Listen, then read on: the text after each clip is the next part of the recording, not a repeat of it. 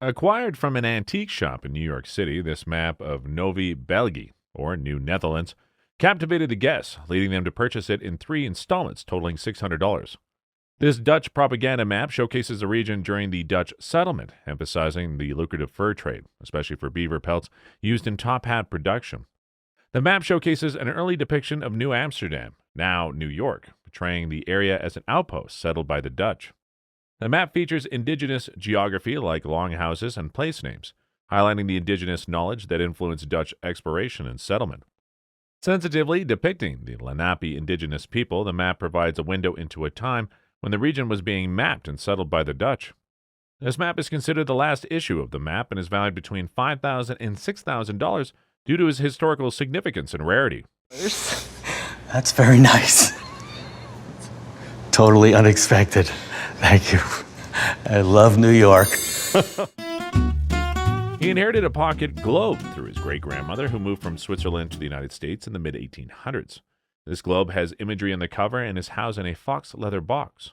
C. Abel Klinger created this amazing piece, a continuation of a business initially started by Mr. Klinger in Nuremberg, Germany. The business continued under various management, and Karl Abel took over around 1851. The globe is estimated from the 1880s and valued at approximately $2,000 to $2,500 at auction. Wow, If you sold it today. that's great. The guests found this painting at a garage sale in Sebring leaning against a garbage can. Despite not initially appealing to the guest, who stored it under a bed and later in a closet, the painting is signed and dated 1944. Kelly Fearing, the artist, was part of the Fort Worth Circle, a group in Texas known for advancing European modernism.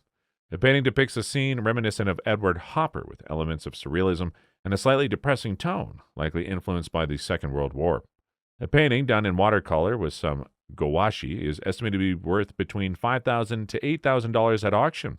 Okay, very good. That's So very not bad. interesting. No. And the frame and the glass, $5 maybe, $5. This dance costume, named Doug by the guest, was acquired as part of a large collection with a fascinating history. This costume is from Vanuatu, made for dance performances on Malekula.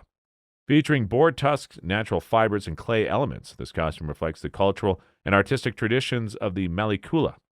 The blue paint on the clay elements suggests ongoing renovations, as is common with dance masks from Malekula.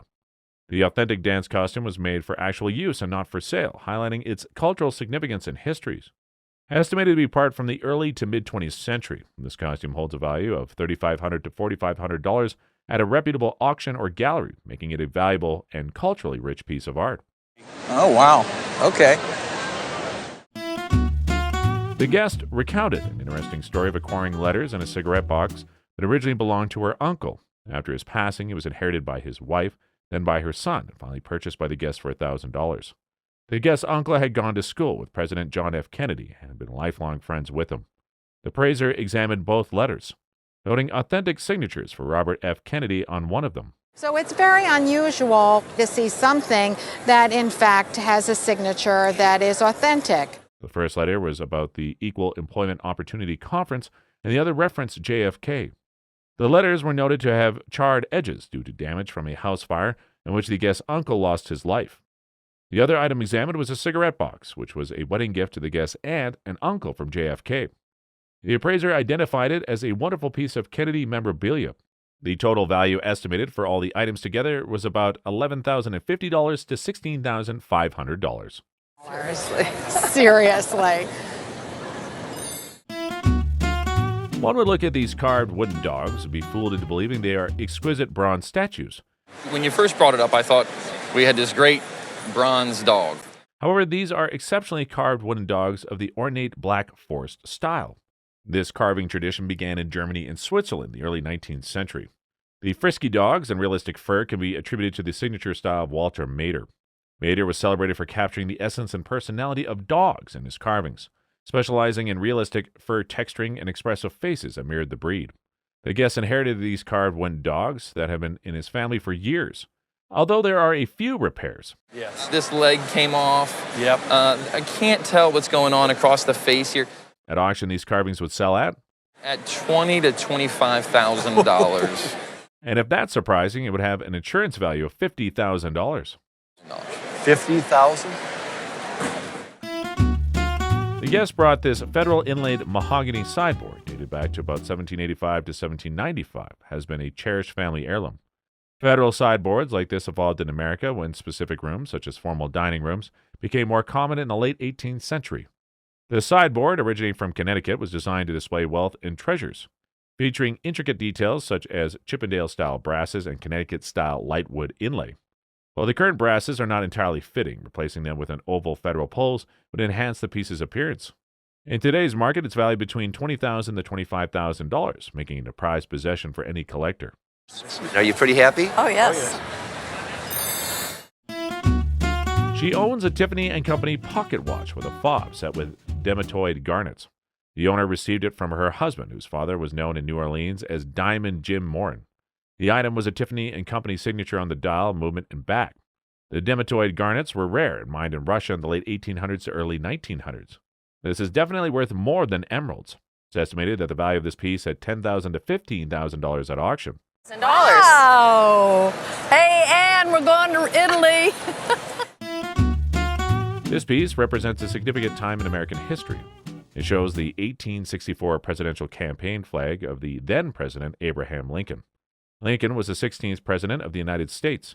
Abraham Lincoln didn't fit, so they put Abram. He took to the polls in 1864 for a second-term re-election, which he won against his opponent, George McClellan, by a landslide. Lincoln was running against McClellan, who was a Civil War general, and they disliked each other intensely. The appraiser values this flag at about... This flag, the value would be $8,000 to $12,000 at auction.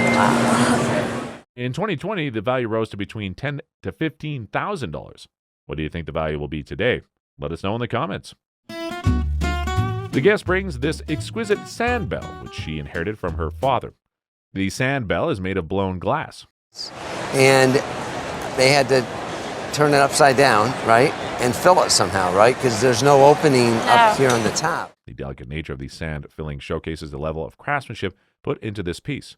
And can you imagine, this had to be filled and the grains of sand moved around with a fine instrument to arrange the grains of sand and have it be solid to the belt. The level is also beautifully decorated, enhancing its aesthetic appeal. If you look at the top, you see these flower motifs, and then these sea scrolls, and then this Gothic arch. And then we get into this seashell. This lovely picture represents the Isle of Wight, a famous tourist attraction.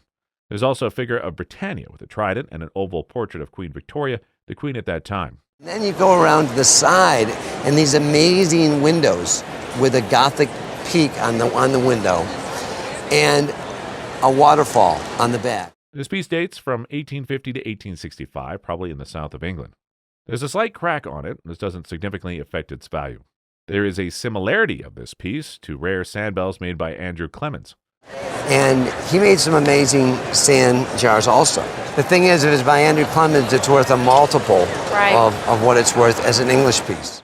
The appraiser values this piece at about... In the marketplace right now, a conservative estimate on this would be $5,000 to $8,000. Oh, wow. These beautiful porcelain jars have been in the Guest family for many years. They're both Chinese porcelains dating to 1700 during the Qing dynasty. Qing dynasty started in 1644, right after the Ming dynasty. Okay. Okay. Reign of Emperor Kangxi. There are several notable differences between both pieces. This one has its original cover. This one has a open work wood cover that's a later addition. That would have had a cover similar to this. Also, this has the Kangxi mark at the bottom, while this doesn't. Now this one has some shaped reserves of antiquities, as it's known, whereas this one is prunus blossom on a blue ground all around. They're both lovely jars, and the appraiser values them about... This one, without the cover, without a mark, I would say $1,500 to $2,000, something like that. This one, with the cover and with the mark, $3,000 to $5,000, maybe more. They're both very, very nice jars, and they're in great condition, and they're 300 years old. A piece with a fascinating story behind it. This 1849 Colt pocket revolver belonged to the guest's great-grandfather, who received it from a friend. And this friend of his was, according to this letter, a bodyguard for President Lincoln and supposedly got a shot off at John Wilkes Booth during the assassination. The letter is dated 1923. It was written by her great-grandfather. The friend of my great-great-grandfather's, this Fletcher Budd, was a criminal lawyer in Philadelphia in the 1870s, 1880s, and other than that, we don't know much about him. This letter tells a different story of the events believed to have happened that day. What do you know about the Lincoln assassination? The basic story that he was shot at Ford Theater, and Wilkes Booth supposedly broke his leg when he fell off the balcony or jumped off the balcony. I believe the letter actually says that the Fletcher Budd broke John Wilkes Booth's leg. The gun appears to still have all its original accessories. With its serial number, it is believed to have been made in 1862. So, as you know, Lincoln was assassinated on April 14th, 1865. Yes. So it's very conceivable that this gun, at least from a timeline... Aside from this intriguing find, other facts dispute the story. From what I know of the assassination, Lincoln only had one bodyguard that night. Right. And he left his post that evening, which allowed John Wilkes Booth to enter into Lincoln's private booth and assassinate him with a Henry Derringer. The name of that bodyguard was John Parker. Lincoln didn't have, as you pointed out, any sort of official group of guys that were his bodyguards. And in fact, John Parker was on loan to him from the Metropolitan Police Service that evening. Without concrete provenance, this gun is valued at? This condition, at auction, I would estimate this pistol is worth about $2,000 to $3,000. Oh, wow. If there was any way that we could truly document the history behind it and support it more, I would guess that it would be about $15,000 to $20,000. Oh, wow. This lovely piece of painting was made by the Haitian artist Antoine Obin. Obin was a visual artist born in Cape Haitian. Son of Philomi Obin and a student of his father. He joined the Centre d'Art in 1946. This painting was done in 1965. And this is the classic period of the best fresh Haitian. The appraiser values that? I'd say, maybe between $2,000 and $4,000. Oh, that's good. That's good. I like that. In 2019, the value fell to between $800 and $1,200. What do you think the value will be today? The comments are open. Cat lovers unite with this piece. This lovely Dutch cat portrait tile panel was bought from Belgium by his guest for $100. This lovely portrait shows the relationship between the Dutch and cats. The Dutch have a long relationship with the cat, and they particularly like to put them on their tiles. The scale and quality indicate it was done sometime at the end of the 19th century. The appraiser values it at? If it came to auction today, it should certainly bring over $600 and perhaps as much as $900. Nice. One visit to the Boston Museum of Fine Arts told his guest that the chair sitting in his home was special. It had been his grandmother's prized possession in Philadelphia, which the guest had inherited upon her passing. A classic example of artistic furniture with a distinctly Japanese style, dated back to 1875 period. It has a number but no name, even though it's a design typical of Herder brothers, Albert Herder and Christian Herder, were furniture-making moguls who supplied the blue-blooded gentry with expertly crafted showpieces. The ebonized cherry is a distinctive Herder feature, but does it have a stamp? And if I tip the chair back, I saw where you saw the stamp. It's just a 4-digit number. That number corresponded to the commission. Would taking the dust scrim off reveal any secrets? But look, over here, there's something else. Let's see if we can make it out. It says Mr., and that's a last name. This is so enticing. So how much money would this superb piece sell for? This chair, I would think, at auction, would probably have an estimate of $8,000 to $12,000. Oh. Step back in time with this piece. The watch belonged to the guest's grandfather, who was a naval aviator. The 1970 Rolex watch belonged to the series called GMT Master. You have a second hand there that's red that rotates every 24 hours. So when you were a pilot, you could time 2 locations. And this is what's called a 1675 reference number. This watch still retains its original dial and also hasn't been polished. And it hasn't been polished, it has original dial. GMTs are super sought after, especially early 70s ones. The watch is valued at? A watch like this would probably retail for about $5,000. Wow. Today we appraise a piece from one of the legends of the music industry. These autographs were signed by the king of rock and roll himself, Elvis Presley. Elvis signed these in 1959 for the guest's husband, who was an Army major stationed in Munich. They were signed so Elvis could get an extended pass from the Army. Elvis Presley was not your average soldier. Yes. He was stationed in Germany with the 32nd Armored Division from, I believe, October of 1958 until March of 1960. This was also the year he met his ex-wife, Priscilla, in Germany.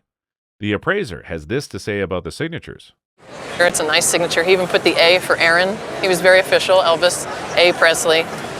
But this one's a completely different animal because it actually has something to do with his time in the military, which is incredibly rare because this is an official military document. They're valued at about?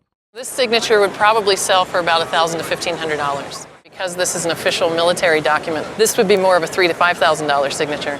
Here, on your papers that have been sitting, I don't know where you keep them at home. In my safety deposit box in the bank.